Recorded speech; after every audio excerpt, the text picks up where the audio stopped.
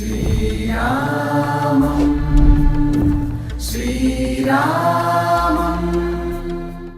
रामनाममे अमृतं रामचन्द्रुडि शाश्वतं रामनाममे अमृतं रामचन्द्रुडि शाश्वतं रामनाममे अमृतं रामचन्द्रुडि शाश्वतं रामचिलक स्वर అయోధ్యలో దర్శించుకోవాల్సినటువంటి ప్రాముఖ్యత ఉన్నటువంటి నగరాల గురించి మనం చూస్తున్నాము, తెలుసుకుంటున్నాము. అందులో భాగంగా ప్రస్తుతం మనమున్నాము నాగేశ్వర్నాథ్ మందిరంలో. నాగేశ్వర్నాథ్ మందిరం అంటే ఇక్కడ నాగులకి అధిపతి అయినటువంటి ఈశ్వరుడి మందిరం. ఈ మందిరాన్ని కట్టింది రాముడి కుమారుడైనటువంటి కుశుడు. దీనికి సంబంధించి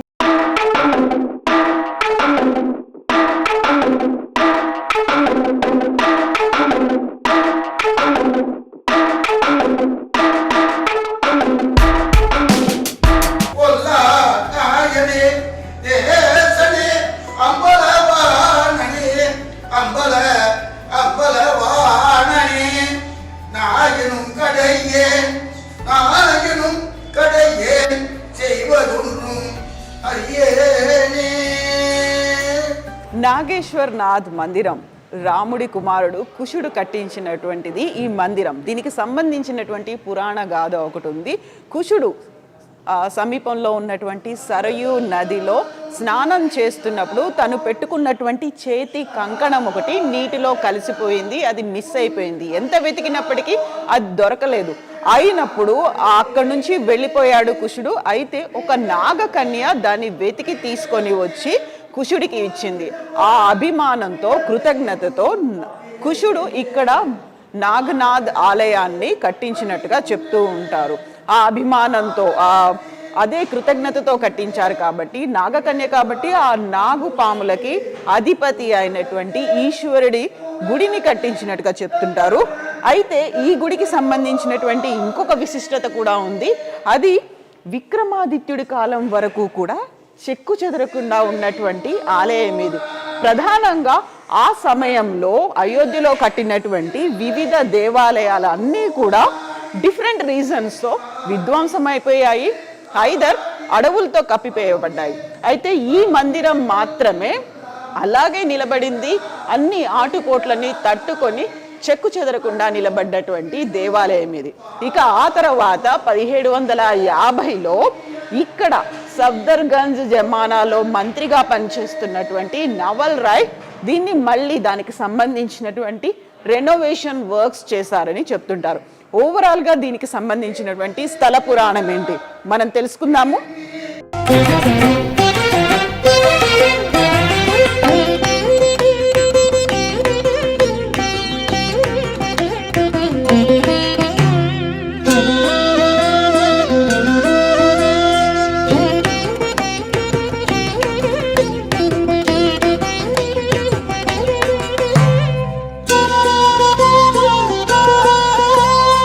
నాగేశ్వర్నాథ్ దేవాలయం ఇన్సైడ్ గర్భగుడిలో ఉన్నాము. ఇదే కుశుడు ప్రతిష్ఠించినటువంటి విగ్రహం. ఇక్కడ నాగేశ్వర్నాథ్ అంటే నాగులకి అధిపతి. అందుకే మనకి ఇక్కడ శివలింగం కింద ఉన్నటువంటి బేస్ అంతా నాగ సర్పాలతో నిండినట్టుగా కనిపిస్తుంది. దానికి సంబంధించినటువంటి పురాణాల గాథ ఎలా ఉంది అనేది మనతో పాటుగా ఉన్నారు పండిత్ ఆనంద్ ద్వివేది గారు.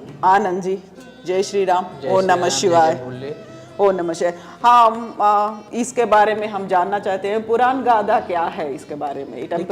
मंदिर की स्थापना जो है श्री राम जी के जो कनिष्ठ पुत्र थे कुश जी महाराज, उनके समय पर हुई थी।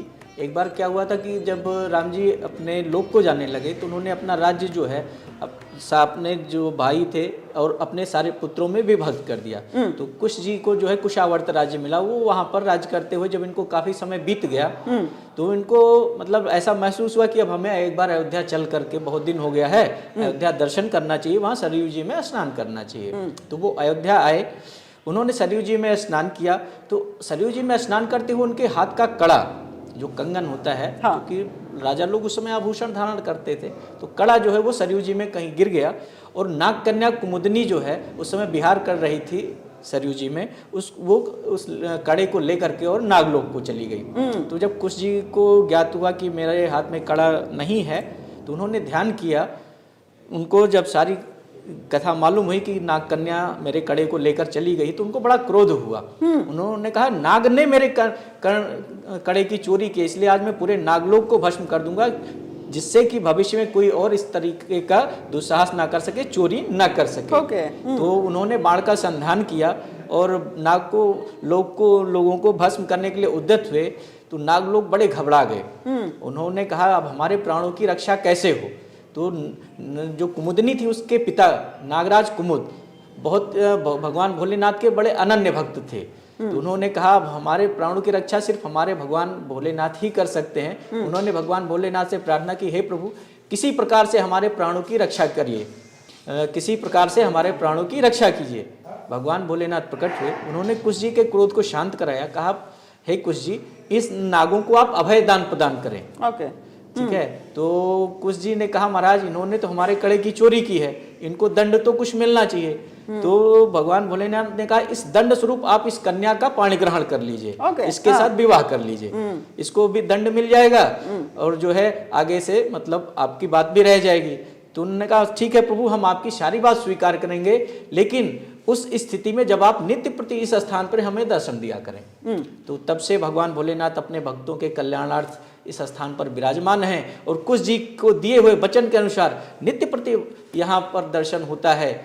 जो है नाग देखिए, चारों तरफ आप देखिए नागों के ऊपर वेष्टित हैं। तो नागों की रक्षा के लिए प्रकट हुए, इसलिए इनका नाम नागेश्वरनाथ। ఇప్పుడు మనం చెప్పుకున్నటువంటి స్టోరీకి ఇది ఇంకొక ఎక్స్టెన్షన్. అదేంటంటే తన కంకణం పోయింది, కుశుడి కంకణం పోయిన తర్వాత అది నాగకన్య కుముదినికి దొరికింది. ఆ కుముదిని ఆ కంకణాన్ని తీసుకొని నాగలోకానికి వెళ్ళింది. అయితే ఇదంతా ఇంటికి వెళ్ళిన తర్వాత, అంతఃపురానికి వెళ్ళిన తర్వాత కుశుడికి తెలిసింది తనకి చేతిలో ఉన్న కంకణం పోయిందని. ధ్యానంతో తెలుసుకుంటే కుముదిని దగ్గర ఉందని. అయితే అది తను కొట్టేసింది అనుకున్నారు, దొంగతనంగా తీసుకెళ్ళిపోయింది అనుకున్నారు. ఈ నేపథ్యంలోనే కుశుడు నాగలోకాన్ని అంతం చేద్దామనుకొని తన అస్త్రాన్ని ఎక్కుపెట్టాడు. అప్పుడు కుముదిని తండ్రి కుముద్ రియలైజ్ అవుతాడు విష్ణువుని, అలాగే శివుణ్ణి వేడుకుంటాడు. అప్పుడు శివుడు ప్రత్యక్షం అవుతాడు. శివుడు ప్రత్యక్షమై ఒకటి చెప్తాడు, ఇప్పుడు తను దొంగతనం చేయలేదు, అలా ఎత్తుకుపోలేదు, కాకపోతే జరిగింది ఇది అని చెప్పిన తర్వాత అప్పుడు ఏం చేయాలి, తన అస్త్రాన్ని మళ్ళీ ఎక్కుపెట్టారు కాబట్టి ఏం చేయాలి అనుకున్నప్పుడు శివుడు తన్ని పెళ్ళాడమని కోరుతాడు కుముదిని. అయితే అక్కడ మాత్రం కుశుడు ఒక కండిషన్ పెడతారు. సో మీరు ఇక్కడ వచ్చినట్టయితే, ఇక్కడ మీరు ఉన్నట్టయితే, ఈ ప్రాంతంలో మీరు వెలిసినట్టయితే నేను కుముదిని పెళ్ళాడతానని చెప్తారు. ఆ నేపథ్యంలోనే శివుడు ఇక్కడ వెలిసారని, అందుకే నాగేశ్వరనాథ్ అనే ఒక పేరు వచ్చిందని. तो इस गाथा के साथ एक और हिस्टोरिक रिप्रेजेंटेशन भी है ना, राजा विक्रमादित्य के साथ और नवल राय जी के साथ भी है ना। जी जी। अब फिर कालांतर में जब अयोध्या फिर कितनी बार बसी और उजड़ी, तो एक बार क्या हुआ, राजा विक्रमादित्य जी विहार करते हुए सरयू तट पर विचरण कर रहे थे। उस समय अयोध्या बिल्कुल वीरान सी थी, यहाँ मतलब सब केवल सरयू जी का जल और जंगल ही हो गया था। तो वो विहार कर रहे थे सरयू जी पर, ऐसे आखेट करते हुए निकले। तो उन्होंने क्या देखा, एक घोड़े पर सवार एक व्यक्ति आ रहा है, बिल्कुल काले कलूटे स्वरूप में, बिल्कुल दैत्य स्वरूप, और वो आता है घोड़े से उतर करके जो है सरयू जी में स्नान करता है, और जब वहाँ से वापस आते हैं तो बिल्कुल देव स्वरूप हो जाते हैं। तो राजा विक्रमादित्य जी को बड़ा आश्चर्य हुआ। उन्होंने कहा प्रभु आप कौन हैं, और आप अभी जब आए थे आपका स्वरूप कुछ और था, इस समय आपका जो स्वरूप है कुछ और है। तो उन्होंने कहा हे राजन, मैं तीर्थराज प्रयाग हूँ, भक्तों के द्वारा छोड़े हुए पाप के प्रभाव से, क्योंकि भक्त बाहर से आते हैं, अपना जो भी पाप किए रहते हैं वो हमारे यहाँ आकर के हम स्नान करते हैं, उतर जाता है, उसके प्रभाव से मैं काला हो जाता हूँ। तो आज रामनवमी का दिन है, आज रामनवमी के दिन जो भी भक्त आकर के अयोध्या, ये अयोध्या है, यहाँ पर जो भी भक्त आज रामनवमी के दिन आकर के सरयू मैया में स्नान करते हैं, उनके सारे पाप जो है हट जाते हैं और वो पुनः अपने निर्मल गति को प्राप्त करते हैं। तो ये रेनोवेशन पुनर्निर्माण नवल राय जी किए हैं। फिर जो है विक्रमादित्य ने जी पूछा महाराज जी, अयोध्या आप कह रहे हैं कि ये अयोध्या स्थान है, यहाँ तो कुछ नहीं है, तो निर्जन है। उन्होंने कहा राजन आप यहाँ पर आप जाइए, आपको एक गौ माता मिलेंगी, वो गौ माता जिस जिस स्थान पर अपना दूध गिराती जाए वहाँ आप उत्खनन कराइए, वहाँ पे आपको मंदिर मिलेंगे और उनका आप पुनर्निर्माण कराइए। तो जो है उसी समय से जो उन्होंने फिर मंदिरों का पुनर्निर्माण कराया। आप ये देखिए मंदिर के चारों तरफ देख सकते हैं जैसे खंभे बने हुए हैं, 32 पुतलियां लगी हुई हैं। ये एक ही शिलापट पे बना हुआ गर्भगृह है भगवान का, ये सब कुछ जी शिला के? एक ही शिलाखंड पर बना हुआ है, कहीं पे कोई ज्वाइंट नहीं है, ओके। अलग से कोई पत्थर नहीं लगाया गया है। मूर्तियां भी उसी पत्थर में तराशी गई हैं, ये खंभे भी उसी पत्थर से तराशे गए हैं। इस प्रकार के उनके समय का, विक्रमादित्य जी के समय का अब केवल 2 मंदिर है, एक यहाँ पर है और एक श्री हनुमानगढ़ी जी पर है। वहाँ भी आप जाके देखिएगा, वहाँ का गर्भगृह भी बिल्कुल ऐसा ही है। तीसरा श्री राम जन्मभूमि का था, वो तो बाबर ने जो है विदीर्ण कर दिया था उस समय। उसमें भी जो खुदाई उत्खनन में जो खंभे मिले हैं, जो मूर्तियां मिली हैं, वो बिल्कुल इसी प्रकार की हैं। तो हमने सुने हैं कि यहाँ पर रामनवमी के साथ शिवरात्रि भी मनाते हैं। जो मुख्य पर्व जो है इस मंदिर का, वो जो है महाशिवरात्रि है। जी, भगवान महाशिवरात्रि तो भगवान भोलेनाथ को समर्पित है, वो तो पूरे देश क्या पूरे विश्व के मंदिरों में जो है मनाई जाती है। जय श्री राम। जय श्री राम, जय Bholenath. Thank you so much Anand ji, thank you.